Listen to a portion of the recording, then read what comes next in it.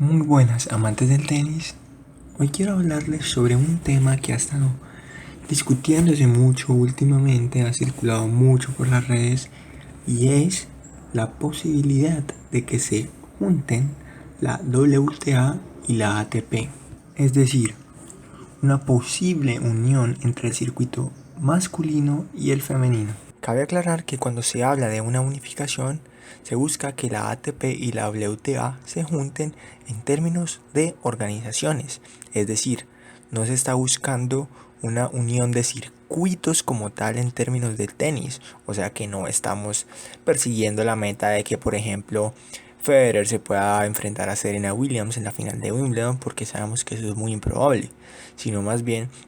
que haya una unificación que dé como resultado una única organización que rija el mundo del tenis, para eliminar todas las diferencias que existen en términos de funcionamiento, rankings, puntajes e incluso reglamento. Entonces empecemos.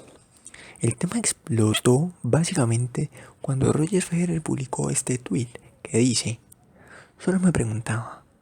¿soy el único que está pensando que ahora es el momento para que el tenis masculino y femenino se unan y se junten como uno solo? Desde entonces este tuit ha tenido muchas reacciones y se ha vuelto un punto de discusión no solo entre tenistas, sino también de organizadores, directivos, periodistas, expertos del deporte, comentaristas, extenistas y fanáticos, como somos aquí todos nosotros. Uno de los primeros en reaccionar fue Rafa, quien respondió a este tweet directamente diciendo: hey, Roger, como sabes por nuestras discusiones, estoy completamente de acuerdo en que sería genial salir de esta crisis mundial con la unión del tenis masculino y femenino en una sola organización. Otros tenistas que estuvieron de acuerdo fueron Simona Halep, quien respondió que no era el único que estaba pensando lo mismo, también Boris Becker, Petra Kvitova, Garbiñe Muguruza, quien dijo que sería una buena idea, Sloane Stephens y Vasek Pospisil, quien respondió tanto a Rafa como a Roger que era una gran idea y que la ATP estaba trabajando en ello desde que se les trajo esta idea en enero. Este tweet también llamó la atención de Billie Jean King, que es una extenista que se ha caracterizado por ser una de las principales promotoras por la igualdad de género en el deporte. Fue básicamente uno de los pilares para permitir la creación de la WTA. Siempre ha estado impulsando el tenis femenino, no solo el tenis femenino, el deporte femenino, tratando de reducir la brecha con el masculino, e incluso fue peleada por la igualdad en términos de los premios, llegando incluso a afirmar, tras ser campeona de un US Open, que no jugaría el siguiente año a no ser que los premios en términos de dinero fueran iguales, pues en ese año, en 1972, al quedar campeona, recibió $15,000 menos que el campeón masculino. En ese entonces fue Ilie Nastase. Esta histórica tenista, campeona de 39 Grand Slams, siendo 12 en sencillos, 16 en dobles femeninos y 11 en dobles mixtos, respondió a este tuit diciendo: estoy de acuerdo y vengo diciéndolo desde inicios de los años 70. Una voz, hombres y mujeres juntos, ha sido desde hace tiempo mi visión para el tenis. La WTA por su propia cuenta siempre fue el plan B. Me complace saber que estamos en la misma página. Hagámoslo suceder. Bueno, pero ya conociendo que muchos tenistas, tanto del circuito masculino como del femenino, pueden estar de acuerdo con esta unión, ¿realmente qué implicaría esta unificación? ¿Qué está en juego? ¿Qué es lo que se trae a la mesa? Bueno, hay que evaluar varios aspectos, entre los que se encuentran, por ejemplo, las plataformas de visualización de partidos, prácticamente las plataformas de streaming. Actualmente, por ejemplo, en Latinoamérica, el canal de deportes más grande puede considerarse que es ESPN, por el cual se transmiten algunos partidos de tenis, pero últimamente se han transmitido sobre todo partidos del circuito de la ATP, porque depende de los convenios que tengan tanto la ATP como la WTA con el canal de ESPN. Obviamente no se transmiten todos los partidos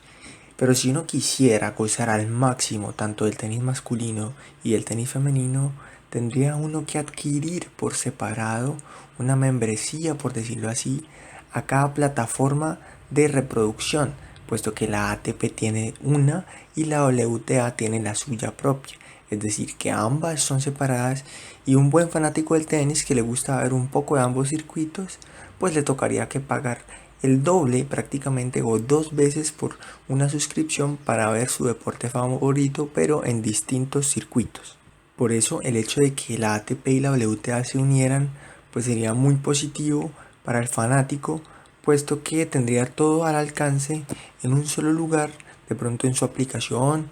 en el celular, una tablet o cualquier otro dispositivo que tenga al alcance, pero puede ver todos sus partidos y torneos favoritos, tanto de circuito femenino como el masculino, en un mismo lugar.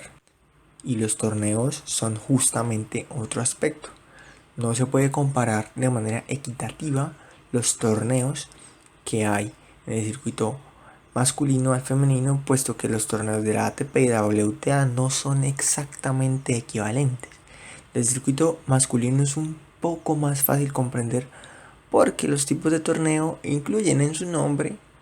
los puntos que se dan al ganador. Masters 1000 pues le da 1000 puntos, un ATP 500 le da 500, un ATP 250 le da 250.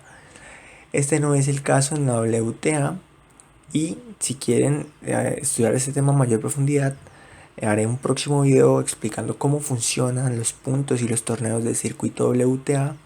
Pero sí les puedo decir que no es exactamente los mismos torneos. Hay torneos Premier que son obligatorios, que son como los más grandes. Luego hay otros que son International.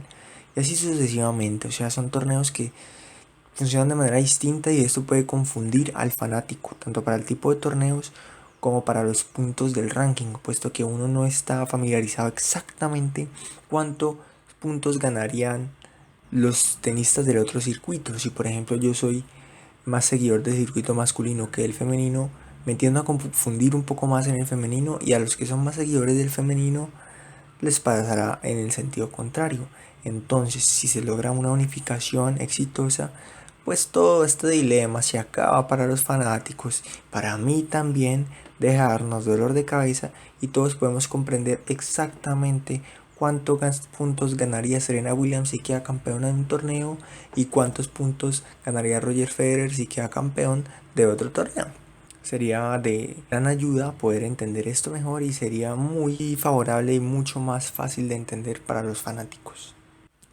Esto obviamente impacta en los rankings, puesto que uno tiende a ver que los tenistas de la ATP suelen tener más puntos que los de la WTA, pero es en esencia por eso, por la cantidad de puntos que se distribuyen en los distintos tipos de torneo de cada circuito. Entonces ya logrando esta unificación, pues también se hace más fácil comprender el ranking de cada circuito, y si ya trabajan en conjunto, pues las mismas medidas y reglas aplicarían para ambos. Bueno, y hablando un poco más de los torneos, se lograría una experiencia muy inclusiva al unificar ambos circuitos, puesto que se daría la posibilidad de jugarse los mismos torneos al mismo tiempo, pues los torneos de la WTA y eventos de la ATP. Actualmente solo hay 3 eventos que tienen esta modalidad como mixta, por decirlo así, que son el evento de Miami, el abierto de Indian Wells y Acapulco. Con esto quiero decir que en estos torneos se disputan tanto el evento de la ATP como el WTA al mismo tiempo, simultáneamente, así que un fanático un momento puede estar viendo un partido de tenis femenino y al siguiente ver, por ejemplo, a Nadal después de haber visto a Simona Halep jugar, lo cual es una gran experiencia para el fanático que quiere estar cerca de sus tenistas favoritos de ambos circuitos. Claramente esto abre discusiones, por ejemplo, el tamaño del cuadro, la duración de los torneos, porque estos torneos duran más de lo normal, ya que comúnmente los torneos de cada circuito suelen tardar alrededor de una semana. Estos torneos, sobre todo el de Miami y el de Indian Wells, duran 2, gozan de un cuadro algo más grande y requieren obviamente de instalaciones que puedan adaptarse y sostener una mayor cantidad tanto de partidos como de público, es decir, más canchas, espacio en los estadios, mejores instalaciones, y esto puede ser difícil para cada torneo.